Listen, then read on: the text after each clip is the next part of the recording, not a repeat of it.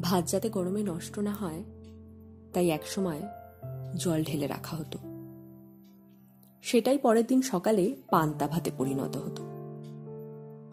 এই সমস্যা থেকে বাঁচার জন্য ফ্রিজ আবিষ্কার হলো। এখন আমরা বেশি টাকা দিয়ে রেস্টুরেন্টে গিয়ে পান্তা ভাত কিনে খাই, ফেসবুকে পান্তা নিয়ে আদিক্ষেতা করি।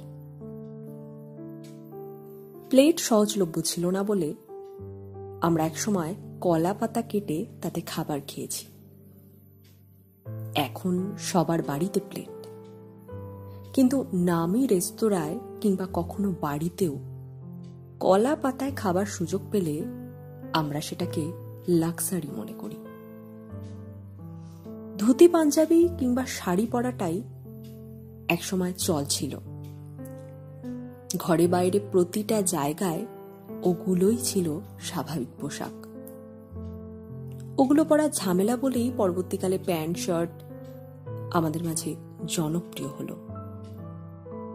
এখনকার ছেলেমেয়েরা ধুতি কিংবা শাড়ি পরে ভীষণ স্পেশাল অকেশনে কিংবা উৎসবের সময়। গ্রামের জীবনযাত্রাকে অত্যাধুনিক করার জন্য এবং আমাদের জীবনকে আরামদায়ক বানানোর জন্যই শহরের সৃষ্টি হলো। কুড়েঘর ভেঙে ফ্ল্যাট তৈরি হলো, চাষের জমিতে কারখানা তৈরি হলো, গাছ কেটে চওড়া রাস্তা বানানো হলো। কিন্তু এখন যে কোনো শহরবাসীকে জিজ্ঞেস করুন, তার শহর পছন্দ নাকি গ্রাম? বেশিরভাগই উত্তর দেবে গ্রাম।